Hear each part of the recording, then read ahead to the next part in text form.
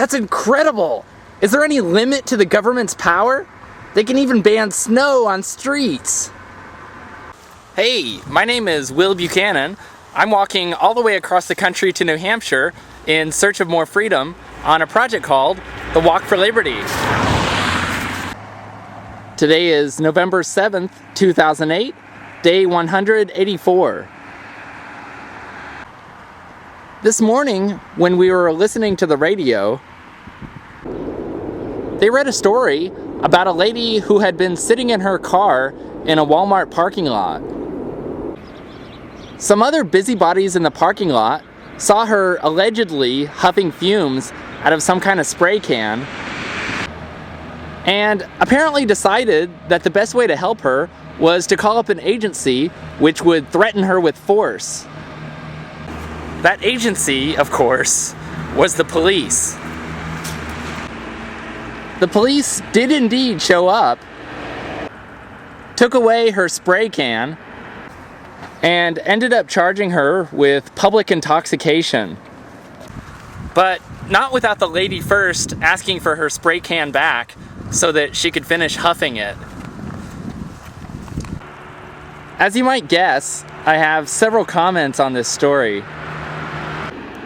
That lady was sitting in her car, minding her own business, and not hurting anyone else. Why couldn't the police have followed her example and likewise minded their own business? Oh, perhaps her business is their business. The same could also be said about those busybodies in the parking lot who called the cops in the first place. Some people just can't keep to themselves and would rather have force initiated on others. Another problem I have with this case is the fact that she was arrested for public intoxication. She should not have been arrested for public intoxication because she was not in public. It doesn't matter whether a business opens their doors to the public or not. It's still their private property. So therefore, she wasn't out in public when she was quote-unquote intoxicated. In fact, if I were the store manager, I would have been ticked that the police came on Wal-mart property to arrest her for such a thing. If anything, it should have been my decision whether to kick her off Wal-mart property or not.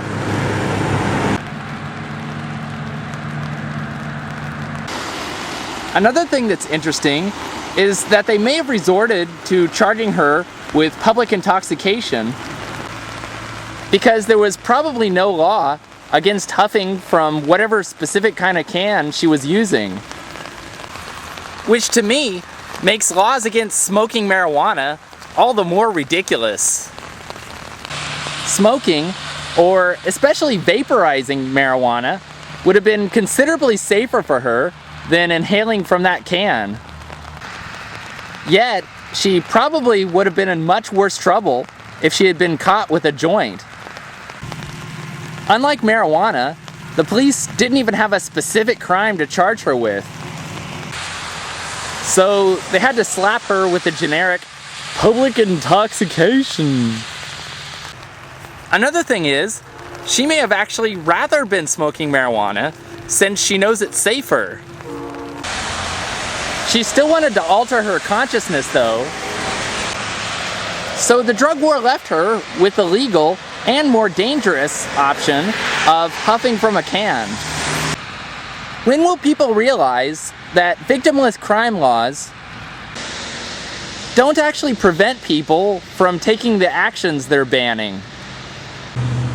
And sometimes those people even feel forced into making more dangerous choices as a result. I walked 10 miles for liberty today.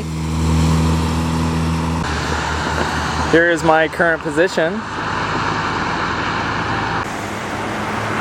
If you appreciate what we're doing to spread the light of freedom on the Walk for Liberty, please consider supporting our work by contributing at donate.walkforliberty.com. This is Will Buchanan, signing off.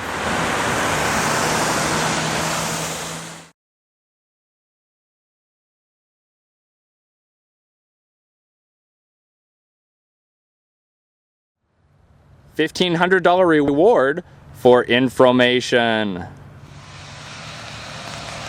Okay, but I don't need to be governed in the first place.